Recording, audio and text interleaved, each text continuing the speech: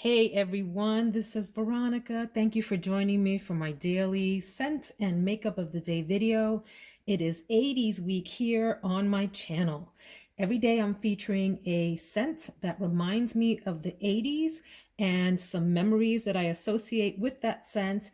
And I'm also going to make a complete fool of myself and sing some songs that then I associate with that memory and with that perfume. So if that's your jam, please stay tuned. Please hit that subscribe button if you like quirky content like that, because I've got a lot of it for you. So I started on Sunday with Chantilly. Who remembers that, by Dana? And then yesterday I did Eternity by Calvin Klein. Eternity, eternity. And today's perfume is none other than another Calvin Klein, and it is Obsession by Calvin Klein Eau de Parfum. Let me first say about Calvin Klein, that house was the Tom Ford of the 80s. They were pumping out some serious fragrances that were sort of infiltrating the market. It seems like everyone had at least a Calvin Klein fragrance.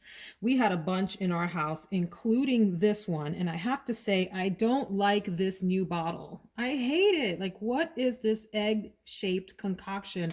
It reminds me of the building in London that looks egg-shaped. Y'all know what I'm talking about? It's a beautiful building, but it sucks as a perfume bottle.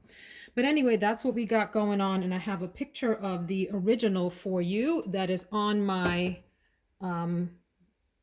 computer here, and it looks like that. So I am not editing and not able to insert a picture into the video, so please forgive me for slapping the computer right in front of the screen there. Anyway, this fragrance, this is an oriental spicy fragrance that I wore over and over and over and over again in the 80s. I know I went through at least a bottle of it. My mom had it, but I used hers. And I'm pretty sure we must have repurchased, because it seemed like we never ran out of it. We had that little squat bottle and there was always some around. But I have to say that first, before I even describe this, what this reminds me of, I sometimes think of fragrances as the combination of others. And to me, this is as if Shalimar and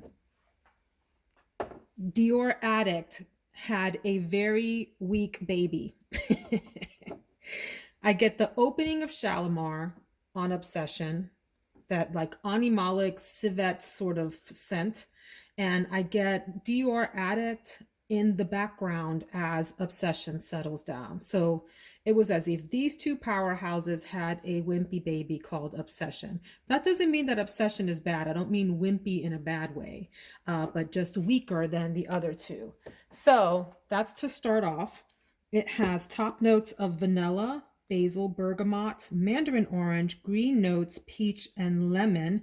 This is another one of those fragrances that has 10 million notes in it.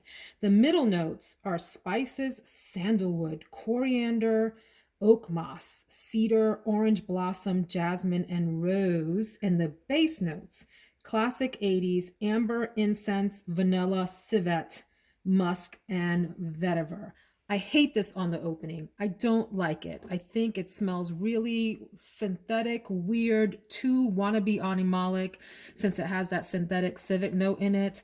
And it takes a minute to settle down. It's not what I remember from the 80s, and that's okay, but it's close enough. It's close enough. It's like the distant cousin of what it was in the 80s, but has enough of the same sort of DNA that you get the idea.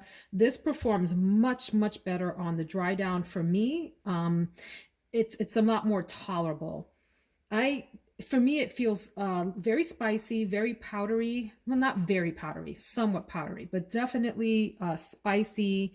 That coriander, the cedar, you get in the middle notes. I don't get any of the rose. I don't get any of the orange blossom. And in the top, I don't get any of those, the vanilla or the basil or any of those other notes. It's just like some weird, strange, stinky stuff that comes out of it when you first spray it. It takes for me about an hour for it to mellow down. And when it does, it's okay. It's a spicy, woody, I get that synthetic civet note in there kind of fragrance. This is not one that I would repurchase in its current formulation.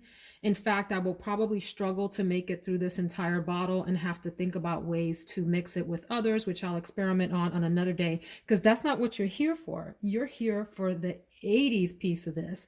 So let's talk about what Obsession reminds me of. Okay. An obsession that I had in the 80s, which is making mixed tapes. Who remembers? So, if you're a younger viewer, allow me to take you back to the 1980s when I maybe didn't have much to do on the weekends or on certain days in the summer. And what I did was spent hours upon hours listening to the radio with a cassette tape. I'm talking about the tape that had the ribbon in it with the two little wheels, and you stuck your pencil in the wheel to roll the ribbon up, rewind, or whatever, right? Y'all know what I'm talking about. And I spent hours and hours in front of a boombox, big boombox that had two speakers. If you don't know what that is, it's a radio with two big speakers on it. And I grew up in the Bronx in the 80s, so boom boxes were a big, big thing. And I would be waiting for the DJ on the radio to just shut up because I wanted to listen to that song that I was trying to record. And they would always talk over the beginning. Remember? They would ruin it. They would talk over the beginning of the song, and you're there with your little trigger finger waiting and waiting and waiting for them to just shut up. And when they shut up, hopefully before the lyrics came on, you press that record button real quick. And you stayed right there the entire time through the whole song, waiting for it to end so that you could press stop before the DJ came back on and started talking again. I spent so many hours in the 80s making mixtape upon mixtape upon mixtape. So I want to talk about a few songs that I was obsessed with recording and the genre that I'm going to go into today, because I loved so many different genres of music and still do. Or I have very eclectic taste in music. But in the 80s, there were a number of R&B, rhythm and blues singers that became really popular. Like it took new life, especially in cities like New York. So there were some, like on Sunday, I did power ballads, love power ballads that reminded me of Chantilly, the fragrance, and it being this romantic puppy love kind of fragrance. So here we're talking about some R&B love ballads that were maybe smoother than those, raspy love ballads. So I'm going to sing you a few songs that remind me of Obsession, that remind me of sitting there waiting for the DJ to be quiet so I can record my mixtape and hope that the ribbon didn't get eaten up by the boombox. How many of us have had that happen? It's tragic.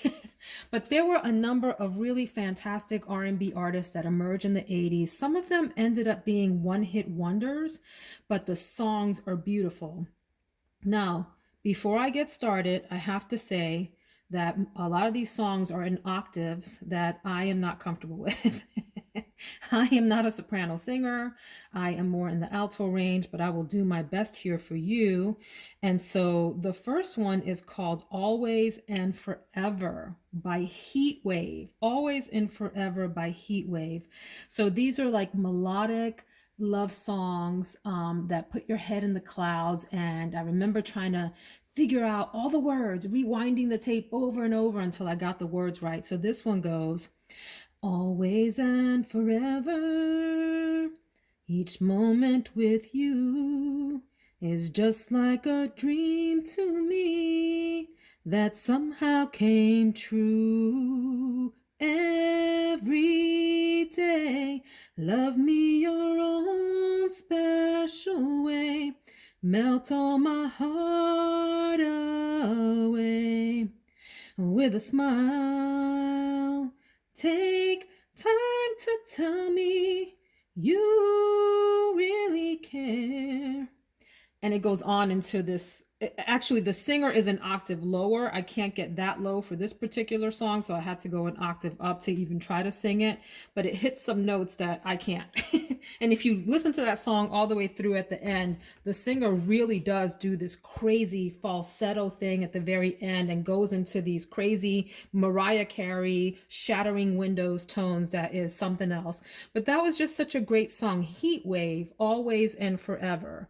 Heatwave, the band Heatwave. I never heard anything else from them. If you have other songs from them, let me know. Another song that comes to mind by another sort of one-hit wonder band is called Don't Disturb This Groove. And the group is called The System. Don't disturb this groove. Let me see if I can do this song a little justice. Pay attention, are you listening? You're my favorite girl. Excuse me for the moment. I'm in another world, on a mountain, by a fountain, flowers blooming everywhere, with Venus and with Cupid. The picture's very clear. Hang a sign upon the door, say don't disturb this groove. Just a way to say that I'm so into you. And the feeling's so real, don't disturb this groove. So lovely. And then, so there were two male R&B singers that sort of dominated the 80s. I'll Be Sure. I'll Be Sure and Keith Sweat. So one of the songs by I'll Be Sure in particular was called Night and Day. Became famous. You could hear it bumping in the cars in the streets in New York. And it was I think one of the sweetest little love songs of the 80s. And I'll just sing a couple of parts of that. I love you more in the rain or shine, I can tell you. And making love in the rain is fine, I can tell you. A love so good and I call it mine, I can tell you. Love is blind, I can tell you how I feel about you night and day. Night and day, night and day, night and day. I can tell you how I feel about you night and day. So the 80s and the R&B sweet little love songs, there are so many of them. I could probably do 30 or 40 of those for you this morning, but I do have to get going. So if you're here for the fragrance portion, thank you for joining me. So as we honor one of the 80s greats, Obsession by Calvin Klein. And let's go check out the makeup of the day. I meant to say too about Obsession that when I looked at the reviews on Fragrantica, they were all over the place. Some people hated it, but a lot of people loved it and felt like it was their signature fragrance. They can't live without it. They have backup bottles. I don't get that. I don't know what it is about Obsession. I remember in the 80s thinking it was a really strong, strange fragrance, but I always doused myself in it rather, because I like wearing fragrances. And then smelling it now, even though it's, like I said, a distant cousin of itself, I still smell the DNA of Obsession. And in this day and time, I don't know, it's not my thing. So I won't be wearing that often unless I can figure out how to layer it. But boy, the memories. Here is the makeup wardrobe for today. And for time's sake, I want to talk about the palette, the lipstick, and the bronzer. So let's get right to that. And I'm just going to I do want to talk about the mascara really quickly. So a few days ago, I tried this Lancome, I'm going to butcher the name, Definisil, I don't know, mascara. And it was okay. Here's the wand. It's a really thin, long wand, which I don't like. It was all right. I'm going to try it again today because usually when you try mascaras on the first run, they don't perform well. You have to give them 2 or 3 tries before the formula really shines. And I'm going to try layering it with the mascara base. I don't usually do mascara bases. I find that they don't perform very well for me. But, I'm always willing to give something another try. So that's going to be the combination on the eyelashes today. Let's talk about bronzer. I have the Gucci Poudre de Beauté. Did I say that right? Poudre de Beauté. Éclat Soleil in the color 03.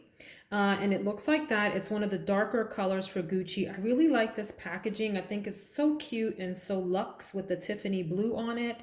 And the embossing on the actual powder with the Gucci name. And then, you know, it opens up and has this little applicator here, which whoever uses that, not me. But I really like this bronzer. It is not an inexpensive one. This is a higher end, really a luxury bronzer, if you ask me. But I do like the color. It's a nice warm color without being too red. And it applies very well, very smooth, and does not settle in. It has a little tiny bit of sheen in it. So if you don't like that, if you want a completely matte formula, maybe this isn't for you. If you don't mind just the tiniest bit of shimmer, it is really pretty on the face. I love how it warms up my skin on my face. So that is the Gucci bronzer. Here is a formula for a lip color, a liquid lip that I actually like. I tend to hate liquid lips because they enhance the lines on my lips. And if you don't have like perfectly shaped lips with a great outline, like if you have a little bit of a ragged outline on your lips, liquid lips, they look bad. Let's just leave it at that. So I've had trouble finding a liquid lip that both performs well and doesn't make my lips look like they are cracked, parched earth. And this is one that I think does pretty well. This is from Rimmel, and it is their Stay Matte Liquid Lip Color Formula. And this is in the color Mocha 720. I like this. It applies like a velvet kind of liquid lip. This particular color I just think is gorgeous. Okay, it's like this peachy brown warm color with a hint of pink in it, and it goes on my lips nice and smooth and stays put until I eat or whatever. It doesn't last all day like some liquid lips, but it performs pretty well. And what I'm getting at is it's a very comfortable formula. It's not drying, and it does not enhance the texture of my lips, doesn't make them look a lot more ragged than they really are. It does well. So this is a good drugstore option for a liquid lip, the Rimmel Stay Matte formula. And I will end today, because I'm running out of time, guys, to do the whole shebang. I'm gonna end with talking about the Naked Reloaded palette from Urban Decay. So, really quickly, should have done this before, but this replaces the original Naked. So this one got discontinued, and this one came out on the market, and people were not happy. Folks loved this original Naked palette, and I love it too, even though this particular one, I got this secondhand, so gosh, it might be 10 years old. I don't really know. You can see it's even discoloring here, but this formula still performs decently. I still use it, and it's fine. It doesn't, create any problems for me. But so here's the original Naked that really started the big eyeshadow palette trend back when. Before then, you get quads, you might get a quint, a duo shade. You had the Mary Kay with the 3 shades, but no one really had like a big palette like this that I can remember anyway. So this was sort of this is the grandma, granddaddy of eyeshadow palettes that really started that whole eyeshadow craze. And it's a great formula. And a beautiful set of colors there that are really wearable for multiple kinds of occasions. So that got discontinued. I have no idea why. And this Naked Reloaded came on the market, different packaging. Now I will say the packaging is very pretty with this floral thing going on here, this textured raised lettering in gold, and it's fabric, which is really very cool. And I've been lucky enough not to get it dirty, so I'm going to try not to get it dirty today. And here's what it looks like. So let's look at them side by side. I'm not going to do a full comparison. There are lots of videos that do that already. So to me, this Reloaded is like a more vibrant, deeper version of the original Naked. Maybe they look different in color too, because this palette is so old and maybe has faded just a tiny bit. But this has some more vibrant, deeper colors in it. Like you see, this brown is a lot deeper. You've got this retro and these colors in here, Reputation Burn, that are more, they're just in deeper tone, deeper rosy-ish kinds of tones in coral versus what's in here. And they also made 2 big pans on the ends. Actually, this is a bigger pan too. but the bigger pans are on the end for the ones that you might use in your crease or your all over shade or whatever, because you go through those quicker. So I've used Naked Reloaded, and if you saw my review on the Naked 3, which is the pinky toned palette, the cool tone pinky palette, you know, I have this love-hate thing with Naked palettes where I feel like a collector and I want to have them all. I don't have them all, I have most of them. But I'm not completely in love with the formula yet they have a place in my home. It's kind of like those, you know, those family members that you love to see them leave, but they're always going to be welcome at your house, that kind of thing. That's how I feel about the Naked Reloaded palettes. So I'm going to play with this today and see what we get. It performs okay. There's nothing wrong with this palette, to be fair, right? I don't have any gripes about it. Actually, that's not true. Some of the colors are a little dusty, like Angel Fire and so forth. So there's that whole thing. But overall, as a palette, it performs decently. You can get some nice looks out of here in terms of neutral, simple looks, and maybe even smoke it out a little bit with this end game. But not the greatest performing palette, but it has a place in my home as part of the Naked collection.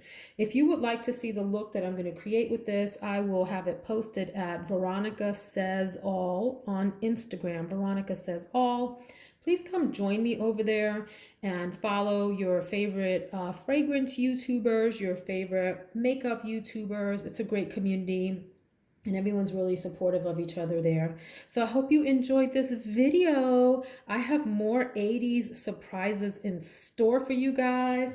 In fact, I have some really classic, iconic songs coming up, as well as fragrances planned for tomorrow, which will be Wednesday through Saturday. And on Saturday, I will link my Spotify playlist from the 80s that will take you back. It doesn't matter where in the world you grew up, and it doesn't matter what your genre of music choice is. You will find something in that playlist that you will like. I guarantee it. Hope you have a wonderful, productive, blessed day. Take care, my friends.